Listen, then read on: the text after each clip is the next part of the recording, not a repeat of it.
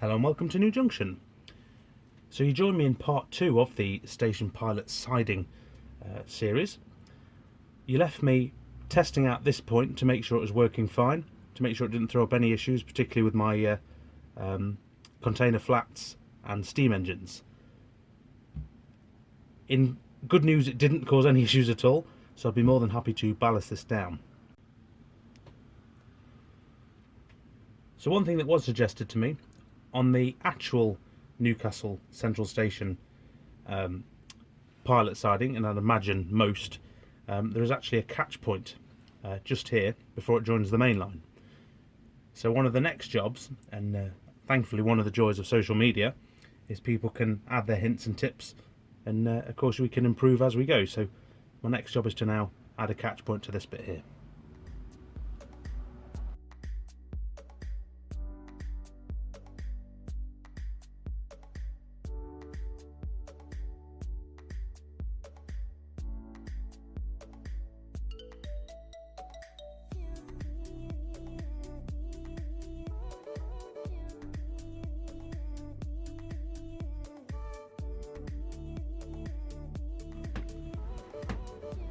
So as you can see, that's now installed. It is rather small, and as it is a point, I am going to just run my Class 68 over it, just to make sure it will work. I can't foresee any problems because, as you can see, it is just a straight piece of track, really. And just like that, a sigh of relief.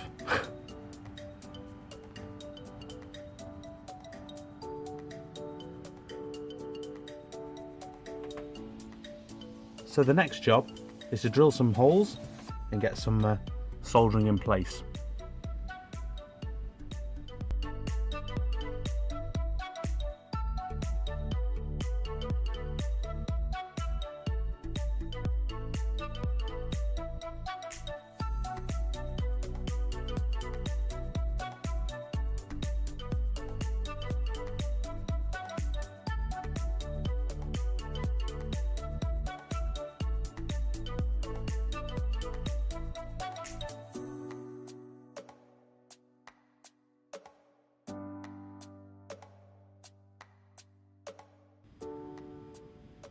As you can see, here and there, I've added in some soldering points to the actual track itself. Now, it's not particularly pretty. I'm going to cover it over with ballasting and weathering, etc., and a bit of paint. However, I'd normally use the pre-soldered fish plates, but to be honest, I need to hone my soldering skills, so any given opportunity, which is rare for me nowadays because the bulk of my track's done, I take it. So it's not the prettiest soldering work you'll ever see in the world, but practice makes perfect, and one day I'll probably be as good as everyone else. So it was worth a go. So now the wires are soldered to the track and going through the baseboard. The way I connect them to my bus wires underneath is I use these splicers, if you can see them. There we go. So they literally have, you have the dropper wire going in the top and the bus wire in the bottom, and then using a very strong set of pliers, you splice the wire. So you basically just squeeze down on the metal blade there. That closes in, and then you can just lock the catch, and it's easy as that. Now this is an extremely easy way to do it, especially when you're working on the underside of your baseboard. So that's my next job now. So now that's done, we go from the soldered positions on the track. If I take you underneath the baseboard, you can see where they then connect to the bus wire. And I've got 3 points in total that connect to my buses, and this should hopefully rule out any connecting issues.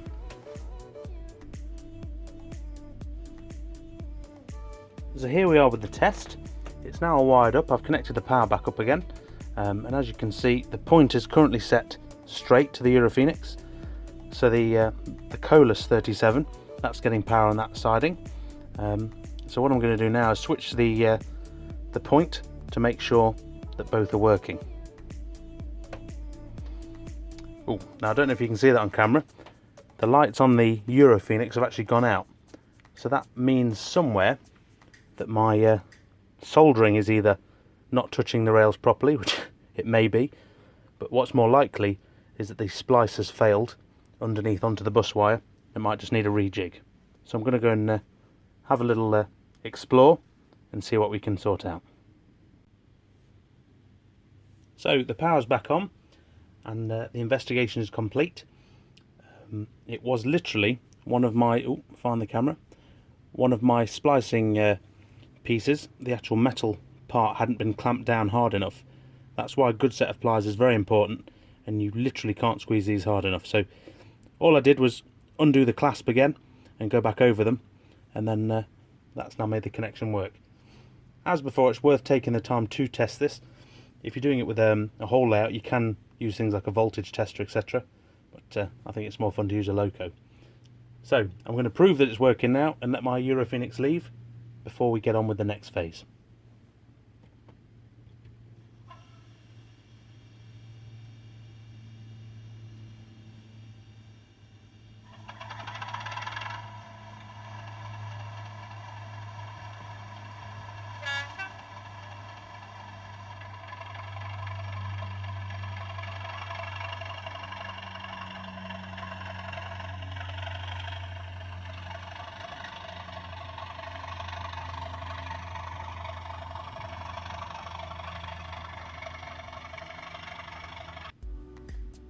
Now, nothing brings a scene to life more than a good old light, so I thought as a quick and easy addition to my sidings, I'm going to add not only a buffer, but a buffer with a red LED light.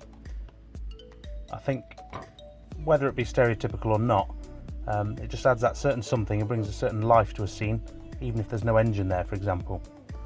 So that's the next one. I'm going to get them unboxed and get them installed.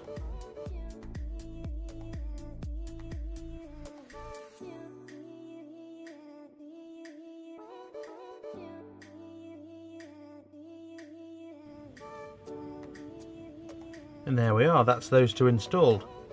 As you can see, it's such a tiny detail for the sake of one of these packs, but really does bring a siding to life.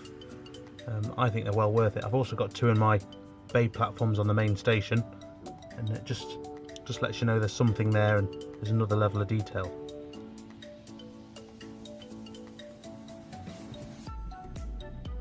Right, the next phase, my main lines are renowned for being fairly uniform, dare I say it, quite clean. However, I want to get away from that with the sidings. I'm going to try and do two different things for both. One's going to be very, very disused, and the other one's going to be used, and I have a plan for that. However, the basic step, which will mean the sides of the rails should be painted up so they're not shiny at all. I don't want it to look anything like the main line. I want it to look very different, obviously, and a less cared for branch off the of the track system. So what I'm going to do first, using this pot of rail match, which is the Sleeper Grime, if I can see that, 2406, I'm going to take a very small brush and literally go over all the sides and just paint them in, and then hopefully take the sheen off the track. So that's the next step.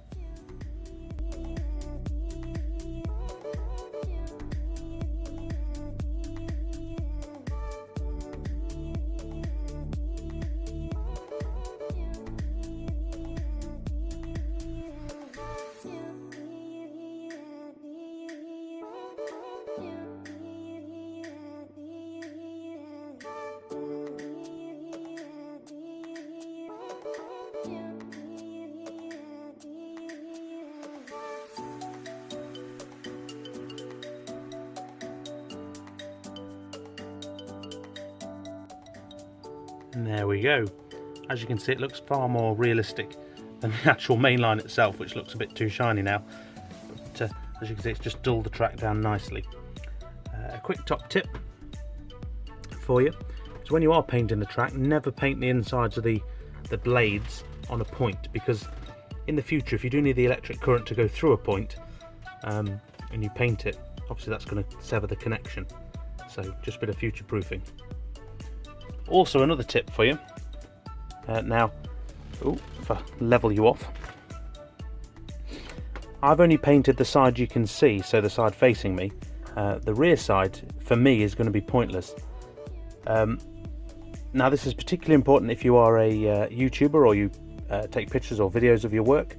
The camera is never going to be on the other side of the track for me.